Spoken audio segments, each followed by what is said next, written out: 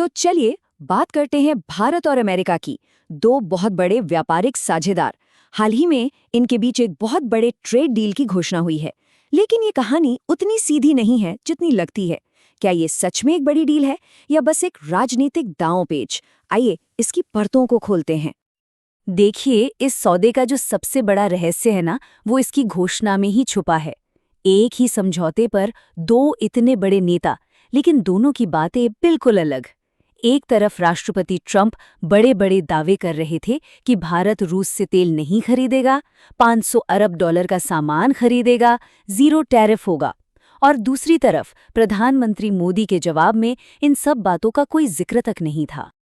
तो सवाल यही उठता है कि अगर दो अलग अलग कहानियां हैं तो फिर असली सौदा क्या है? चलिए इसी गुत्थी को सुलझाने की कोशिश करते हैं और पता लगाते हैं कि पर्दे के पीछे असल में हुआ क्या था। इस डील को समझने के लिए हमें थोड़ा सा पीछे जाना होगा। ये जानना जरूरी है कि आखिर 11 महीने तक ये बातचीत ठप क्यों पड़ी रही। देखिए, शुरुआत तो बड़ी अच्छी हुई थी। भारत ने पहल की, बातचीत शुरू हुई, यहाँ तक कि अमेरिका के वाइस प्रेसिडेंट ने कहा कि डील बस होने ही वाली है। लेकिन फिर अचानक सब कुछ रुक गया। अगले 8 महीने तक कोई प्रोग्रेस नहीं और फिर एकदम से फरवरी 2026 में ब्रेक थ्रू की खबर आ गई। तो आखिर मामला अटका कहाँ था? ये सिर्फ टैक्स की बात नहीं थी। अमेरिका चाहता था कि भारत अपने डेयरी और कृषि बाजार उनके लिए खोल दे, जो भारत के लिए बहुत ही सेंसिटिव मुद्दे हैं। ऊपर से भारत के रूस से तेल खरीदने पर अमेरिका ने नए दंडात्मक टैरिफ लगा दिए। और हाँ, एक ईगो क्लैश की भी बात सामने आई कि राष्ट्रपति ट्रंप एक पर्सनल फोन कॉल का इंतजार कर रहे थे। और फिर एक लीक हुए ऑडियो टेप से एक बहुत बड़ा खुलासा हुआ। एक अमेरिकी सेनेटर टेड क्रूज ने साफ साफ उन लोगों के नाम लिए जो व्हाइट हाउस के अंदर बैठकर इस डील को रोक रहे थे। और वो नाम थे पीटर नवारो, जेडी वैंस और खुद राष्ट्रपति डोनाल्ड ट्रंप। तो सोचने वाली बात है कि अगर इतने बड़े बड़े लोग ही इस डील के खिलाफ थे, तो फिर अचानक ये 11 महीने का डेडलॉक टूटा कैसे? ऐसा क्या बदल गया? वजह थी एक बाहरी दबाव। भारत ने यूरोपीय संघ के साथ एक बहुत बड़े मुक्त व्यापार समझौते को अंतिम रूप दे दिया, जिसे मदर ऑफ ऑल डील्स कहा जा रहा था। और इसने अमेरिका के लिए पूरा खेल ही बदल दिया। इस डील से अमेरिका को ये सिग्नल गया कि उसकी जो आक्रामक टैरिफ पॉलिसी है वो उल्टी पड़ रही है। उसके सहयोगी देश अब आपस में व्यापार करने लगे थे। मतलब अमेरिका को ये डर सताने लगा कि कहीं वो इस खेल में अकेला न रह जाए। चलिए अब आते हैं इस डील की असल बारीकियों पर, और यहीं पर यह कहानी सबसे ज्यादा दिलचस्प और थोड़ी कंफ्यूजिंग भी हो जाती है।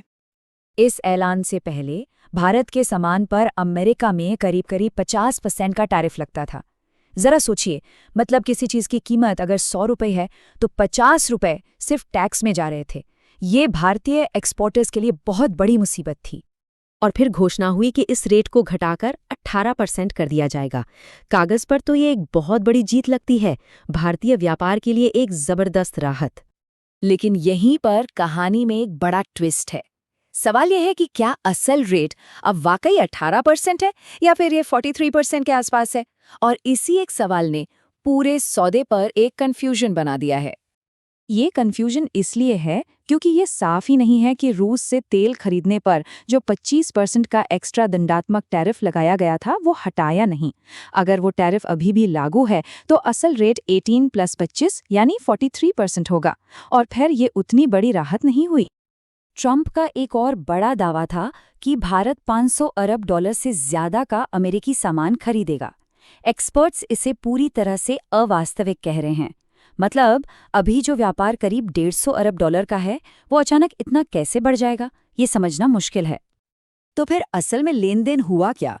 देखिए, भारत ने कुछ चीज़ों के लिए दरवाजे खोले, जैसे मेवे और एनर्जी। लेकिन जो संवेदनशील मुद्दे थे, जैसे जीएम फसलें और डेयरी, उन पर भारत ने अपनी रेड लाइंस को बनाए रखा और अपने किसानों के हितों की रक्षा की। और अब बात करते हैं शायद इस पूरे मामले के सबसे विवादास्पद हिस्से की, रूस से भारत के रिश्ते और तेल का मुद्दा। असल बात यह है कि भारत के लगभग 65% मिलिट्री हथियार और उपकरण रूसी मूल के हैं। ऐसे में रूस से संबंध पूरी तरह तोड़ देना भारत के लिए एक बहुत बड़ा राष्ट्रीय सुरक्षा का खतरा है। ये सिर्फ तेल की डील नहीं है, ये हमारी रणनीतिक निर्भरता का सवाल है। इसके अलावा जो सुझाव दिया गया कि रूस की जगह वेनेजुएला से तेल ले लो, एनर्जी एक्सपर्ट्स के मुताबिक वो तो मुमकिन ही नहीं है।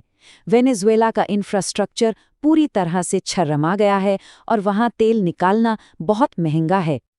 तो इन सब बातों के बाद इस डील को लेकर आखिरी फैसला क्या होना चाहिए? इसे कैसे देखा जाए? देखिए, इसके कुछ फायदे तो हैं। जो रिश्ते खराब हो रहे थे वो पटरी पर आए, कुछ टैरिफ में राहत मिली। लेकिन बुरी बात यह है कि ये बस एक हैंडशेक डील है, कोई पक्की संधि नहीं। बहुत सी बातें अभी भी साफ नहीं है। और सबसे बड़ा जोखिम ये है कि ये पूरी डील सिर्फ दो नेताओं के भरोसे पर टिकी है। एक्सपर्ट्स यही चेतावनी दे रहे हैं, क्योंकि ये कोई कानूनी संधि नहीं है जिसे संसद ने पास किया हो। इसकी शर्तें किसी भी पल बदली जा सकती हैं। ये एक बहुत ही अस्थिर जमीन पर बना समझौता है। तो आखिर में ये एक बड़ा सवाल हमारे सामने है।